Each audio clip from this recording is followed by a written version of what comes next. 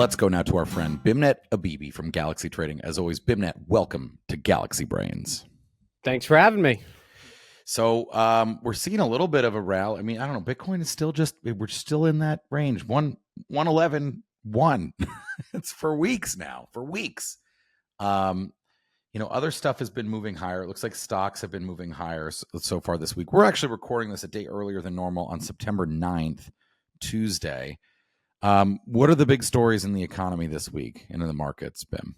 Well, yeah, I mean, I think the labor market stuff is dominating kind of the attention of the market. The BLS this morning released revisions that took down payrolls by a staggering 910,000 jobs, which indicates that the labor market has been weaker than what the official figures have stated for a while. And so it really starts to beg the question, like, is the Fed actually, super behind the curve now? And I think rate markets have reacted appropriately, pricing in, pretty aggressive cutting path over the course of the next 6 to 9 months essentially.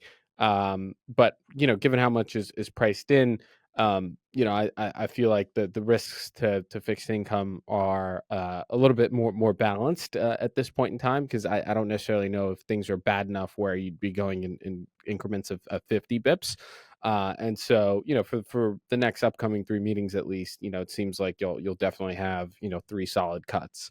Now, the question is, like, will you see the weakness in the labor market start to impact things in the real economy in terms of, growth, spending, asset prices, et cetera? And that, question is still kind of, TBD. Um, I do think that, there is some element that, the market is different than the economy. But ultimately, I do subscribe to the thesis that asset prices can't be too disjointed for too long relative to the real economy. And if people are losing jobs or are afraid of losing jobs, and the rate of inflation is above and beyond, like, wage gains, like, that should put a dampener on risk appetite at some point. And the other thing to keep in mind is, we're still in a period of tremendous Treasury issuance, and the reserve level in the market, while still being relatively ample, we are draining the market of net reserves every month as we continue to issue Treasury issuance. And you're at the point where RRP is close to zero. And every day I'm seeing a headline being like, oh, money market fund AUMs have just hit fresh highs. Well, that makes sense because we're still issuing more debt, and so somebody's got to buy them. And that's not kind of a sign of like slack or risk aversion in the market or dry powder.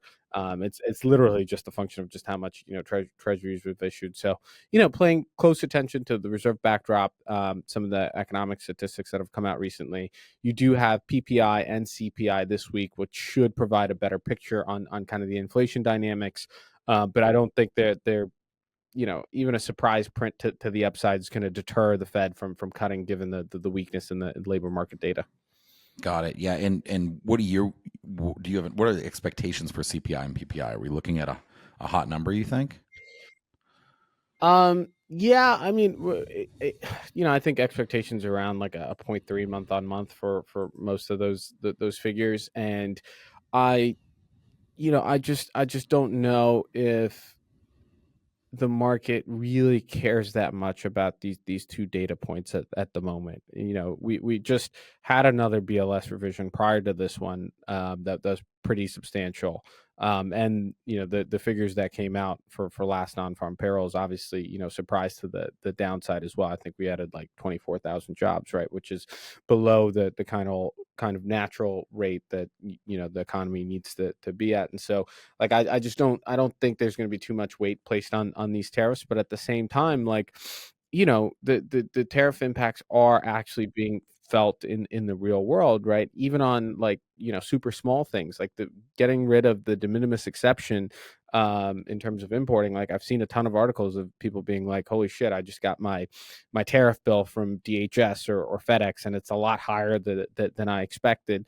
And so, I think time will tell on the tariff stuff, but it will bite. I think most estimates are for prices to rise, on the magnitude of, let's say, 60 to 90% of, what the tariff impact is going to be in terms of, prices going up. Like if tariffs go up, by $1, consumers should feel, 60 to 90 cents of that. And so I don't think you've kind of gotten to that, maturation point.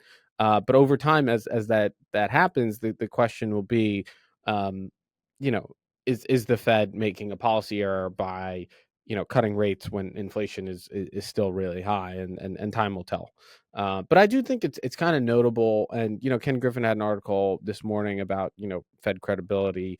I think that the question or the premise of it, and I haven't read the article, was just like credibility takes a long time to build, but you can destroy it in an instant. And right now, given all the actions towards Powell, towards board member Cook, the new BLS person, there is a little bit of concern around data credibility, Fed integrity, and I do think that we are at risk of doing some permanent damage. And some folks might be like, maybe we do need to do that damage, but I do think that those concerns are going to linger for a while during this administration, and I just don't know what the long run impact of that is going to be. I got to ask you, Bimnet, about this story in Politico about Secretary Scott Bessent clashing at a White House, or not a White House dinner, a dinner attended by dozens of administration officials. I guess this was last Wednesday, and also chair of the Federal Home Loan Administration, or chair or head of it, Bill Pulte. And I'm just going to read this clip here from the. I don't think you or I in particular have necessarily like a unique or hot take on this, but I thought this was maybe one of the most entertaining pieces of news I've seen in years involving a Treasury secretary. And I think our audience might like to hear Let's go out back. Yeah, let's go out back. So at a long table, so amid a cocktail hour din, Bessent lashed out at Pulte in an expletive-laden diatribe. The Treasury Secretary had heard from several people that the FHFA director had been bad-mouthing him to Trump, a person close to him said. Why the fuck are you talking to the president about me? Fuck you, Bessent told Pulte. Quote, I'm going to punch you in your fucking face. The scene was described to the author by an eyewitness, and 4 other people confirmed it. This is the author talking. Pulte was stunned, and the tense encounter prompted club owner and financier Omid Malik to intervene, according to 3 people, but Bessent wasn't having it. He sought to get him kicked out, talking about Pulte. Quote, it's either me or him, Bessent said to Malik. You tell me who's getting the F out of here. Or, he added, we could go outside. Pulte says, to do what? To talk? And Bessent says, no, I'm gonna fucking beat your ass. What is going on here with the FHA? To be clear, like I'm pretty much on Team Bessent. I don't know what this dispute may or may not have been about, but this is pretty remarkable, especially in light of that prior report that he and Elon had gotten into like a shoving match in the White House. And then remember Elon, sort of his last friendly appearance in the Oval, appeared to have like a black eye. No, I mean, I think Bessent is a wolf in sheep's clothing. Like he is, very calculated and, much more aggressive than his kind of image is. And yeah, and honestly, like, the way I think about it is, if Bessent stepped down tomorrow, the market would have an awful reaction.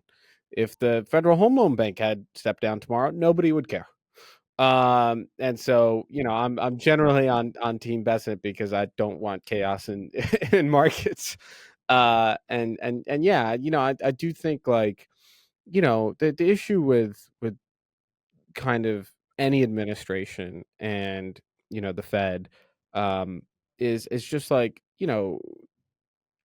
w- one's a political agency and one is meant to be apolitical, and one part one part of it, they come and go every 4 years, or like in presidencies where they're trying to get elected, and you basically, after your first 100 days, you're already trying to win election the next time around. And so versus a Fed member, like they're thinking about like, how can I maintain the dollar as the natural reserve currency for everyone in the world in perpetuity forever, and that's the best thing I can do for the U.S. And that is thinking thinking in decades, right? And so and like they don't react to like one data point, and they're not as swayed by the day-to-day headlines. And so like I just think there's always like a fundamental like misalignment of kind of incentives. And the other thing to think about, and it's like kind of staggering, right?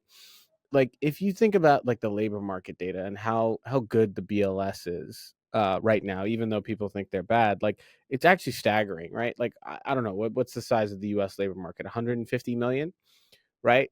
To be able to estimate something that's 150 million and to get it approximately within a million every time, and on monthly prints, like each monthly revision point, like the net gain or loss, let's say the average variance is like, you know, like even a 2 standard deviation moves like 100,000, like to get something that big, so precise, even with the toolkit that we had right now, is super impressive. Right. And just think about it. Like I think about it, I got this analogy from one of the guys we talked to, but like if somebody told me I had to exactly track how many people entered and exited the New York subway system on a given day, and I had to get it to the same level of precision that the Bureau of Labor Statistics had, like I don't think that's possible. Like I don't know if I'd be able to. And even one subway station, right? Like to be like, okay, I'm at the 14th Street, station, and I got to make sure that I know the number of every single person that enters the subway, with all the wall crossers and all that stuff. Like I don't know if we're capable of getting it, down to that level of precision where you're 100% confident in that number. And so like I think people really underestimate how hard it is to do the BLS's job, no matter like what methods you're using. And so I genuinely think there's too much shitting on the BLS happening right now. But again, that's not to say there isn't room for improvement. I just worry that in terms of credibility, like we know the types of people that this administration generally puts up, like they tend to be very loyal to the administration, and that's not to say that there's anything wrong with that. But when your loyalty is more to the administration than like the data integrity, like that will naturally generate some questions, and particularly around credibility. And again, credibility is something you can destroy in a day, but it takes a Hmm. really long time to get. Well, that was an artful elaboration on the Scott Bassett question, my friend, and also very true on independence and BLS. Look, I think we're all just, if someone's taking a right hook, I think it's pretty clear we'd like to see it be best, and not on the delivering end, not on the receiving I end. would pay to see that. I would pay pay-per-view prices. Like I would love to see it. My man. All right, Beimnet Abebe from Galaxy Trading, as always. Thank you so much. Thanks for having me.